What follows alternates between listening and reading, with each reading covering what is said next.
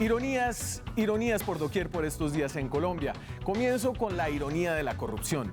El fiscal de más alto rango, con la función específica de luchar contra la corrupción en Colombia, fue capturado por haber participado en un caso de corrupción. Estoy hablando de Gustavo Moreno, el abogado nombrado por el fiscal general Néstor Humberto Martínez como director de la Fiscalía Especializada contra la Corrupción. Ese es su cargo oficial. Él fue sorprendido con los dólares que le dio el exgobernador de Córdoba, quien estaba trabajando con la DEA en Miami, para obstruir investigaciones que hay en Colombia en contra de este exgobernador por haberse robado alrededor, presuntamente, de 10.000 millones de pesos. La ironía sigue porque Moreno será extraditado a Estados Unidos por este caso de corrupción que cometió en Colombia. En fin, seguimos. Desde Medellín nos llega hoy mismo otra ironía, es la ironía de la seguridad. El secretario de Seguridad de Medellín fue capturado hoy acusado de concierto para delinquir por pasarle información privilegiada a unas bandas criminales de esa ciudad.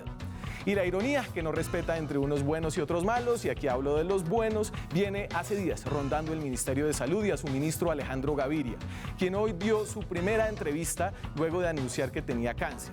El ministro de Salud con cáncer, ironía de la salud. A propósito, la entrevista que le hace María Isabel Rueda es muy buena, léanla, está en El Tiempo, y fuerza Alejandro Gaviria. Está entonces la ironía del poder. El presidente Santos se ve traicionado por su protegido, el exministro de Defensa Juan Carlos Pinzón. Santos, quien a su vez fue ministro de Defensa de Álvaro Uribe Vélez, la ironía del poder. Y está finalmente la ironía de Timochenko, el jefe guerrillero de una organización que estuvo en armas contra el Estado por 53 años, perseguido durante todos esos años por uno de los ejércitos más grandes de América Latina, con la ayuda de Estados Unidos, y menos de una semana luego de dejar las armas, casi se muere por una trombosis cerebral. La ironía de la paz.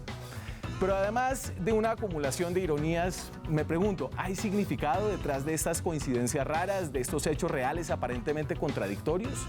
Porque de la ironía a la superstición y luego a la autoflagelación, a veces hay una distancia demasiado corta. Por ejemplo, estoy seguro de que habrá quien diga que solo en Colombia el fiscal anticorrupción se vuelve corrupto. Falso. O que solo en Colombia el secretario de Seguridad le pasa datos a las bandas criminales. Eso en cuanto a la autoflagelación. Y en cuanto a la superstición, que el cáncer del ministro es un gesto de Dios contra los ateos, lo han dicho por ahí en Twitter, o que la enfermedad de Timochenko es evidencia de que quien no la paga con la justicia en la tierra tiene que enfrentar luego a la justicia divina. Al respecto, francamente, aquí me declaro admirador de la ironía, sí, de su crueldad a veces, de su hilaridad, de su elegancia, depende del caso, pero soy consciente de que tiene sus limitaciones. La ironía son ironías y nada más. No debería uno buscar señales trascendentales detrás de ellas. En cambio, sí me declaro enemigo de la superstición y de la autoflagelación.